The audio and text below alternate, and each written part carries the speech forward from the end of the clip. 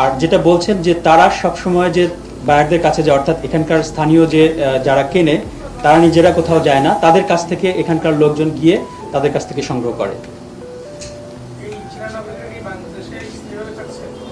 তারা স্থায়ীভাবে থাকে না, আমরা যতটুকু জানতে পেরেছি এবং তাদের পাসপোর্ট আমরা পর্যালোচনা করে দেখেছি যে তারা গত 1.5 বছর হলে এই কার্যক্রম পরিচালনা করে আসছে এবং তারা এই 1.5 বছরের মধ্যেও বিভিন্ন সময়ে তারা চায়না গিয়েছে এবং বাংলাদেশে এসেছে।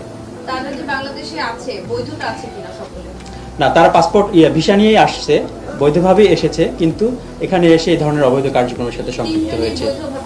হ্যাঁ, 3 জনই বৈধভাবে এসেছে, ভিসা নিয়ে এসেছে, কিন্তু তারা অবৈধভাবে এই কার্যক্রমগুলো চালিয়ে আসছে। আমাদের দেশে কারো না কারো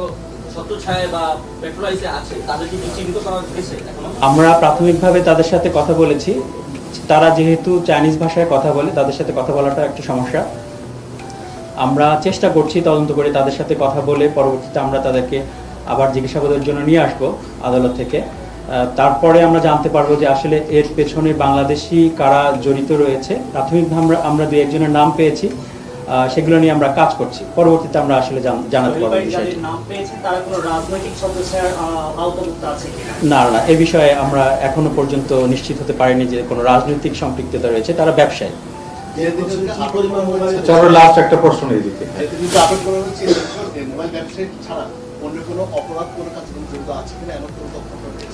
আমরা এখন পর্যন্ত এই মোবাইল সংশ্লিষ্ট বিষয়টাই পেয়েছি, অন্য কোনো অপরাধের সাথে জড়িত আছে কিনা সেটা আমরা বের করব, তদন্ত করে দেখব যে তারা আসলে আদৌ কোনো অপরাধের সাথে অন্য কোনো অপরাধের সাথে সংশ্লিষ্টতা আছে কিনা।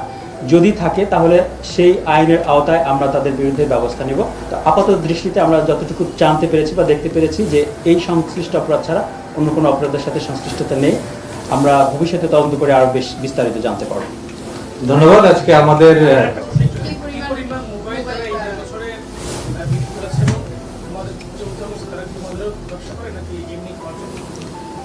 তারা যেখানে তাদের কার্যক্রম পরিচালনা করে আসছে তাতে বোঝা যাচ্ছে যে তারা বিপুল পরিমাণ মোবাইল ইতিমধ্যে তারা বিভিন্ন সময় বিক্রি করেছে। আসলে এখন পর্যন্ত কত সংখ্যক স্পেসিফিক এভাবে বলা যাবে না, যেহেতু আমরা কালকে অভিযান পরিচালনা করে 363টি মোবাইল উদ্ধার করেছি, পাশাপাশি আরও কিছু অ্যাক্সেসরিজ উদ্ধার করেছি। তাতে বোঝা যায় যে এটি এই পরিমাণটা একটু বোঝা যায়। আসলে এখন নিশ্চিত করে এভাবে বলা যাচ্ছে না যে গত 1.5 বছরে কত সংখ্যক করেছে, তো বোঝা যাচ্ছে যে এটা বিপুল সংখ্যকই হওয়ার কথা। একটা প্রশ্ন আছে যে ওরা যে মোবাইলগুলো বিক্রি করছে সেগুলো সাধারণ মানুষ আমরা যারা কিনবো তারা কিভাবে বুঝবো? এটা আসলে বুঝতে গেলে এটা যেহেতু আমাদের সাধারণ মানুষ যারা কিনছে তারা কিন্তু সাধারণ দোকান থেকেই কিনছে, বিভিন্ন যে মার্কেট রয়েছে, মার্কেটে যে দোকানগুলো রয়েছে সেখান থেকেই কিনছে, কিন্তু কেনার ক্ষেত্রে